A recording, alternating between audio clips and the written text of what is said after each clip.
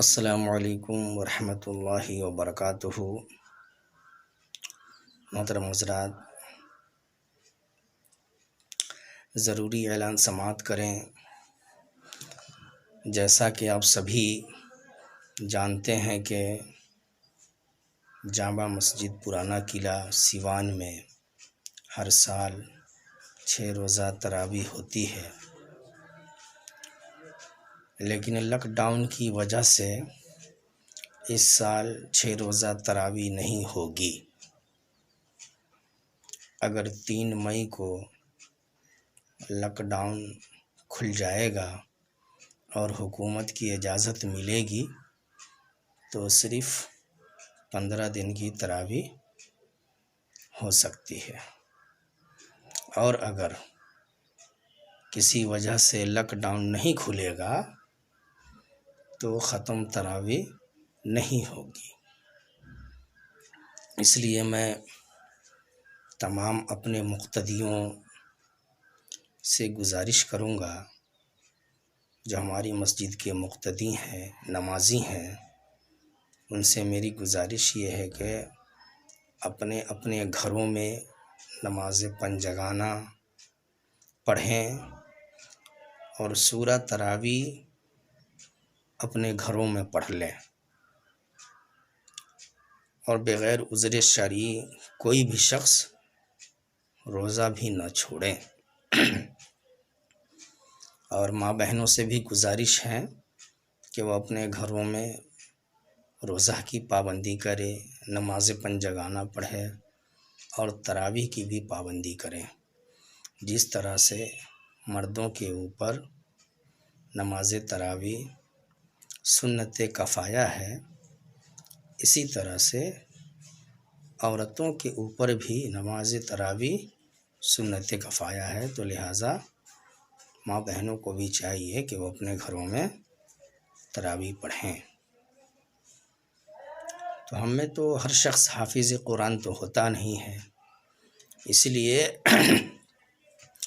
بہتر یہ ہوگا کہ ہر آدمی اپنے اپنے گھروں میں سورہ تراویح پڑھے، اور اگر کسی گھر میں 3 مرد رہتے ہوں یا 4 یا 5 یا اس سے زیادہ رہتے ہوں تو اس کے لیے بہتر یہ ہوگا کہ 3 لوگوں میں سے ایک آدمی امام بن جائے، 2 آدمی مقتدی بن جائے، یا 3 لوگوں سے زیادہ ہے تو ایک امام بن جائے، باقی لوگ مقتدی بن جائے اور سورہ تراویح جماعت کے ساتھ پڑھیں۔ اور اگر چاہے تو تنہا تنہا بھی پڑھ سکتے ہیں۔ جس گھر میں 1 یا 2 مرد ہیں تو وہ چاہے تنہا تنہا پڑھ لے، لیکن پڑھے بغیر عذر شرعی نہ چھوڑے۔ سورہ تراویح کیسے پڑھیں گے یہ بھی بتانا آپ حضرات کو میرے خیال سے ضروری ہے۔ بہت سے لوگوں کو یہ پتہ نہیں ہے کہ سورہ تراویح کس طرح سے ادا کی جائے گی، تو اس کے بارے میں مختصر میں بتانا چاہتا ہوں کہ سورہ تراویح اس طرح سے پڑھیں گے کہ پہلی رکعت میں الحمد شریف پڑھیں گے ولا الضالین تک، اور اس کے بعد سورہ فیل پڑھیں گے، یعنی الم تر کیف فعل ربک باصحاب الفیل، تو یہ پہلی رکعت پڑھیں گے۔ اس طرح سے پہلی رکعت یہ پوری سورت پڑھ لیں گے تو پہلی رکعت مکمل ہو جائے گی۔ اب دوسری رکعت میں کیا کرنا ہے کہ الحمد شریف کے بعد لإلاف قریش پڑھیں گے، جیسے لإلاف قریش إیلافهم رحلۃ الشتاء والصیف، یہ پوری سورہ پڑھ لیں گے تو 2 رکعت ہو گئی، سلام پھیر لیں گے۔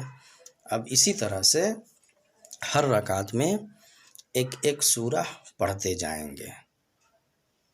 لإلاف قریش کے بعد ارأیت الذی پڑھیں گے، پھر اس کے بعد انا اعطیناک پڑھیں گے، پھر قل یا ایھا الکافرون پڑھیں گے، پھر اذا جاء نصر اللہ پڑھیں گے، پھر تبت یدا پڑھیں گے، پھر قل ھو اللہ احد پڑھیں گے، پھر قل اعوذ برب الفلق پڑھیں گے، پھر قل اعوذ برب الناس پڑھیں گے۔ تو اس طرح سے بالترتیب 10 رکعت ہو جائے گی والناس تک۔ جب 10 رکعت ہو گئی تو پھر الم ترا سے شروع کریں گے 10 رکعت کے بعد۔ 11ویں رکعت کے لیے پھر علم ترا سے شروع کریں گے، پھر لإلافی پڑھیں گے، پھر ارایت الذی پڑھیں گے، اس طرح سے پھر وہ ناس تک پڑھیں گے، تو اس طرح سے 20 رکعت تراویح مکمل ہو جائے گی۔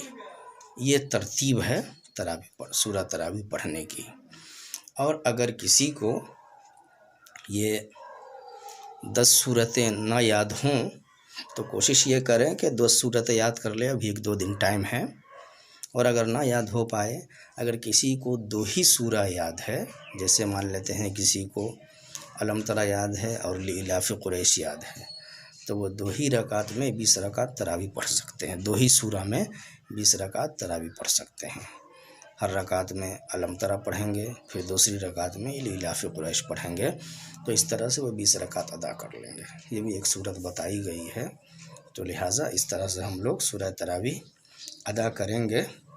اور آپ حضرات بھی دعا کریں کہ اگر لاک ڈاؤن 3 مئی کو کھل جا رہا ہے تو ہم لوگ انشاءاللہ ختم تراویح بھی کریں گے، اور اس میں بھی قرآن پاک سنیں گے، سنائیں گے۔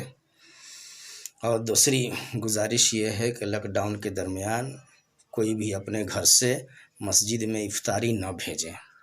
افطاری بھیجیں گے بلا ضرورت ادھر ادھر بھیڑ لگے گی افطار لینے والوں کی، تو وہ اچھا نہیں ہوگا، کیونکہ لاک ڈاؤن کے درمیان اس طرح سے بھیڑ بھاڑ لگانا اچھی بات نہیں ہے، قانونی کارروائی ہو سکتی ہے۔ تو اس لیے میری گزارش رہے گی کہ کوئی بھی آدمی اپنے گھر سے مسجد میں افطار نہ بھیجیں، بلکہ گھر ہی سے کسی مسکین غریب کو دے دیں، جس کو دینا ہو وہ گھر ہی سے دے دے۔ مسجد میں اس وقت تک نہ بھیجے جب تک لاک ڈاؤن ہے۔ لاک ڈاؤن کے بعد جب کھل جائے گا تو بھیج سکتے ہیں، لیکن لاک ڈاؤن تک نہ بھیجیں گے تو زیادہ اچھا ہے۔ اور بلا ضرورت اپنے گھروں سے نہ نکلے، اپنے گھروں میں محفوظ رہیں، اور کثرت سے درود پاک پڑھتے رہیں چلتے پھرتے، اور استغفار کرتے رہیں، اپنے گھر، اپنے شہر، اپنے ملک کے لیے دعائیں کرتے رہیں کہ اللہ پاک اس کرونا وائرس جیسی بلا اور مصیبت سے ہم سب کی، تمام مسلمانوں کی، دنیا کے تمام انسانوں کی حفاظت فرمائے۔ تو انہی چند کلمات کے ساتھ میں اپنی بات کو مکمل کرتا ہوں۔ دعا ہے مولا تعالی ہم سب کو اس پر سننے سے زیادہ عمل کی توفیق عطا فرمائے، اور ہم سب کی دلی جائز تمناؤں کو پورا فرمائے، اور خاص طور سے ہم سب کو اس بلا یعنی کرونا وائرس جیسی مصیبت اور بلا سے ہم سب کی حفاظت فرمائے۔ السلام علیکم۔